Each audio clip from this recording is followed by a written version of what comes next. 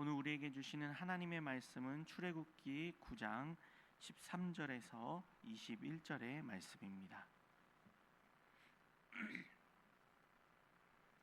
출애굽기 9장 13절에서 21절의 말씀, 우리 한 목소리로 봉독하여 읽겠습니다.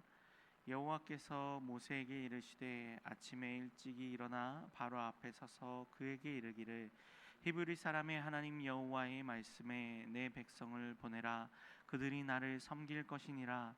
내가 이번에는 모든 재앙을 너와 내 신하와 내 백성에게 내려 온 천하에 나와 같은 자가 없음을 내가 알게 하리라. 내가 손을 펴서 돌림병으로 너와 내 백성을 쳤더라면 내가 세상에서 끊어졌을 것이나 내가 너를 세웠음은 나의 능력을 내게 보이고 내 이름이 온 천하에 전파되게 하려 하였음이니라. 내가 여전히 내 백성 앞에 교만하여 그들을 보내지 아니하느냐. 내일 이맘때면 내가 무거운 우박을 내리리니 애굽 나라가 세워진 그 날로부터 지금까지 그와 같은 일이 없었더라. 이제 사람을 보내어 내 가축과 내 들에 있는 것을 다 모으라. 사람이나 짐승이나 무릇 들에 있어서 집에 들어오지 않는 것들에게는 우박이 그 위에 내리리니 그것들이 죽으리라 하셨다 하라 하시니라.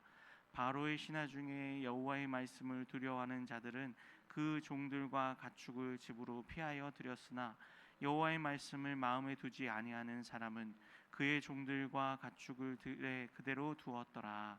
아멘. 오늘 말씀의 제목은 심판 가운데 흐르는 자비라는 제목으로 하나님의 말씀을 함께 나눕니다.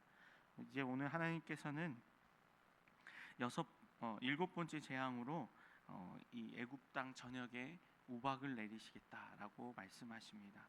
그리고 이 재앙을 내리시는데 바로 앞에 보았던 여섯 번째 재앙, 악성 종기의 재앙과는 다르게 이번에는 철저하게 경고를 주십니다. 앞선 종기 재앙에서는 경고 없이 급하게 그들에게 그 재앙이 임하였는데요. 이번에는 전혀 다른 모습으로 모세에게 가서 바로에게 철저하게 이러한 재앙이 임할 것이다 라는 것을 이야기하고, 또 중요한 것은 피할 길도 알려주신다는 것입니다. 그 이전 악성 종기의 재앙에서는 또 피할 길이 전혀 없었고, 그 이전에 있었던 재앙들에서는 그 재앙을 피할 길이 없었지만 이번 우박 재앙에서는 피할 길을 하나님께서 알려주신다는 것이 이제 또 다른 모습의 재앙, 하나님의 심판이십니다. 우리가 내용관찰 문제 1번을 보면서 함께 살펴볼 텐데요. 하나님께서 애굽에 계속해서 재앙을 내리시는 이유는 무엇입니까? 하나님께서 재앙을 계속 내리시는 이유는 단순히 애굽을 괴롭히기 위함이 아님을 우리가 알고 있습니다. 먼저 14절의 말씀을 보면요, 내가 이번에는 모든 재앙을 너와 내 신하와 내 백성에게 내려 온 천하에 나와 같은 자가 없음을 내게 알게 하리라. 하나님께서 이런 재앙을 통해서 하나님의 하나님 되심을 드러내시는 것입니다.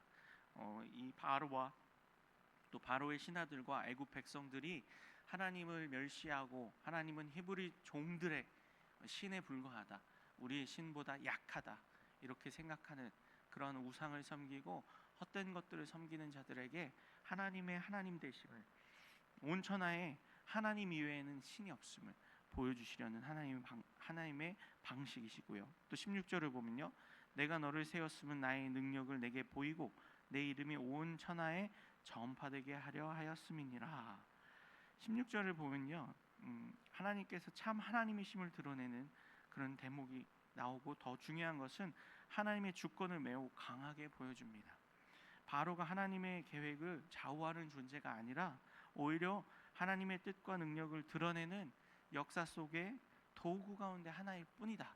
바로를 세운 것조차도 하나님이시다라는 이 왕궁을, 애굽 나라 왕국을 세운 분도 하나님이시라는 것을 알게 하시려는, 즉 하나님의 주권이 어떠한 것인지, 또 하나님의 주권 안에 이 모든 세계가 있다는 것을 보여주시려는 그러한 하나님의 방식으로서 이 애굽에 내려지는 재앙들이 임하고 있다는 것을 우리가 발견하게 됩니다. 내용관찰 문제 2번입니다. 바로의 신하들은 하나님의 말씀에 어떻게 반응합니까?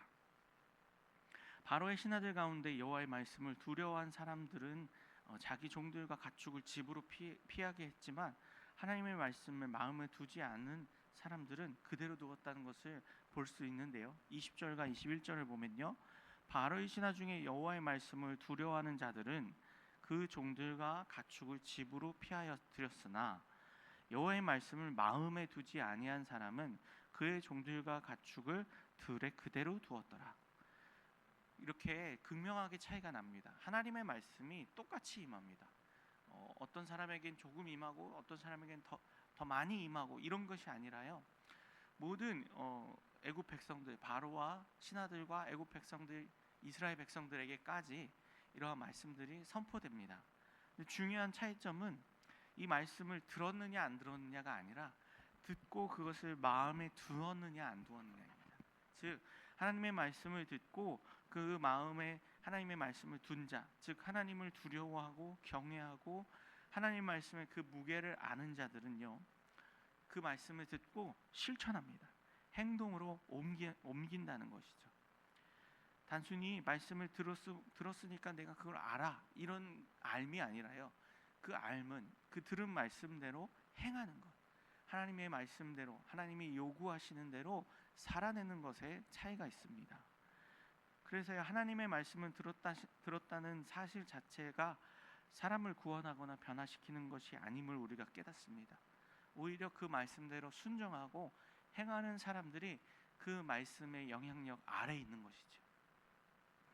오늘 우리도 마찬가지입니다. 매일 아침에 일어나 기도하고 이렇게 새벽 예배로 또 말씀 묵상으로 큐티로 나아가는데요, 중요한 것은 말씀을 듣는 것에서 그쳐서는 안 된다는 것이죠. 그 말씀이 내게 들렸음에 그 말씀 속에 담겨있는 하나님의 마음이 무엇인지, 하나님이 원하시는 것이 무엇인지 그것을 우리가 바로 깨닫고 그 말씀대로 행하는 것이 진짜 말씀 묵상이고 진짜 하나님 말씀대로 살아가는, 하나님 경외하는 하나님 백성의 삶이 될 줄 믿습니다. 영과 묵상 문제 3번입니다. 하나님께서 바로에게 무서운 경고와 더불어 피할 길까지 알려주시는 이유는 무엇입니까? 하나님께서는 심판 가운데서도 사람들에게 돌이킬 기회를 주고 계십니다. 말씀에 순종하여 재앙을 피할 수 있도록 자비를 베풀어 주고 계시기 때문입니다. 19절 말씀을 한번 더 보면요, 이제 사람을 보내어 내 가축과 들에 있는 것을 다 모으라. 사람이나 짐승이나 무릇 들에 있어서 집에 들어오지 않는 것에게는 우박이 그 위에 내리리니 그것들이 죽으리라 하셨다 하라 하시니라. 바로에게 경고를 하시면서 행동까지 지정해 주십니다. 이제 이 하나님의 경고의 말씀, 심판의 말씀을 바로가 듣게 되었는데 네가 알아서 백성들을 단속해라가 아니라 지금 빨리 사람을 보내라. 백성들에게 이 하나님의 경고, 하나님의 심판을 빨리 전파해라 라고 말씀하십니다. 하나님께서는 우박제약을 말씀하시면서 단순히 심판하겠다고만 하지 않으셨습니다. 말씀드린 것처럼 그 피할 길을 주시고 그가 해야 할 행동에 대해서도 지침을 주십니다. 하나님은 죄를 심판하시는 거룩한 분이시지만 죄인을 향해 경고하시고 피할 길을 알려주시는 자비로운 하나님, 은혜의 하나님, 사랑의 하나님이시기도 합니다. 이것은 하나님의 경고가 가진 중요한 의미를 보여줍니다. 하나님의 경고는 단순히 너를 심판하겠다는 말씀이 아니라 그 길에서 돌이키라라는 하나님의 은혜의 초청이기도 합니다. 그러므로 우리가 말씀을 읽다가 죄를 깨닫게 될 때에 그것을 불편하게만 생각해서는 안 됩니다. 오히려 하나님의 말씀으로 우리의 마음에 찔리는 것들이 있다면 그것을 생각하고 마음을 돌이켜야 됩니다. 그리고 이렇게 생각하는 것입니다. 하나님께서 아직도 나에게 말씀하시고 계시는구나. 하나님의 책망과 경고 자체가 우리를 살리기 위한 은혜의 수단이 될 수 있습니다. 하나님의 경고는 우리를 멸망시키기 위한 말씀이 아니라 돌이켜 생명의 길로 가게 하시는 자비와 은혜의 말씀임을 다시 한번 깨닫는 우리가 되어야 할 것입니다. 느낀 점 4번입니다. 애굽에 재앙을 내리시는 중에도 자비를 베푸시는 하나님을 보며 무엇을 느낍니까? 하나님은 죄를 결코 가볍게 여기지 않으시는 공의로우신 분이시지만 심판 가운데서도 경고하시고 피할 길을 주시는 자비로운 하나님이심을 느끼게 됩니다. 그러므로 하나님의 말씀을 들을 때 그것을 가볍게 여기지 말고 즉시 순종해야겠다는 우리의 결단을 우리가 이 시간 느껴야 할 것입니다. 본문에서 하나님의 공의와 자비는 서로 충돌하지 않습니다. 하나님께서는 바로의 완고함과 애굽의 죄를 심판하십니다. 이 10가지 재앙을 통해서 계속해서 심판하십니다. 그러나 동시에 또 심판을 미리 말씀하시고 피할 길을 알려주십니다. 이것은 우리가 하나님을 이해할 때 중요한 부분입니다. 하나님의 사랑은 죄를 눈감아 주시는 사랑이 아니라 하나님의 자비는 하나님의 공의를 없애는 자비도 아닙니다.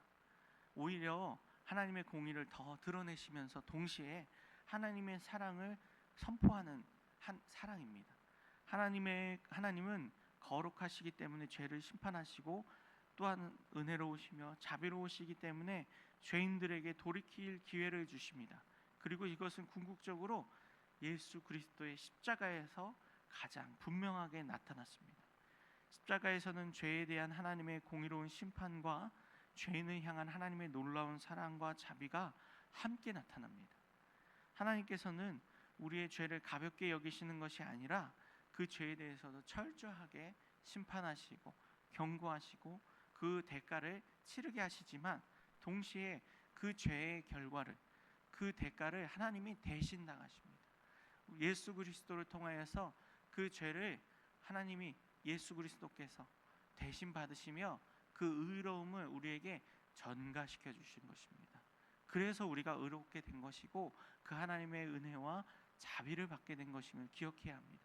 그래서 우리는 하나님이 공의로우시며 하나님은 그 죄에 대해서 묵과하지 않으시지만 동시에 그 죄인을 사랑하시고 그 사랑으로 우리를 덮어주고 계신다는 이 큰 은혜를 우리가 기억해야 합니다.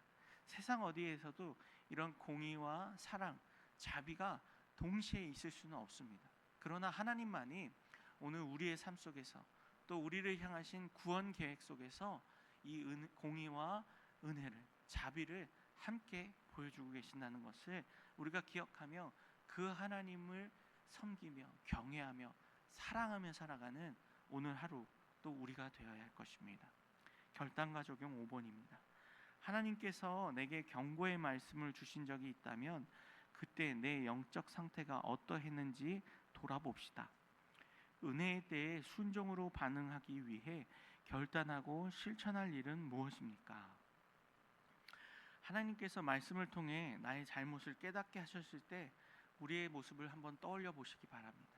내가 말씀을 듣고 마음에 감동이 되고 그 말씀에 우리가 순복하고 순응하였는지, 아니면 때때로는 그 말씀을 회피하거나 부정하진 않았는지, 내가 저 말씀은 오늘 나에게는 해당되지 않는 것 같아, 혹은 말씀을 듣고 마음에 찔림이 있지만 조금 더 있다가 지금 이 삶의 모습을 그대로 살면서 나중에 회개하고 나중에 돌이켜야겠다라고 유보하고 있진 않았는지, 하나님의 말씀을 내 생각과 감정에 맞춰서 내 생각대로 내 감정대로 받아들이고 싶을 때 받아들이고 그것이 마음에 들지 않거나 지금 내가 변화하고 싶지 않다라는 생각이 들었을 때 그것을 부정하진 않았는지, 유보하진 않았는지 우리 자신을 돌이켜보며 하나님 말씀을 들었을 때 즉각적으로 반응하며 순종하며 그 말씀대로 살아내기를 소망하는 저 우리 성도님들 되기 소망합니다. 오늘의 기도 함께 읽겠습니다. 하나님의 말씀을 마음에 두고 즉시 순종하는 삶을 살게 하소서. 아멘.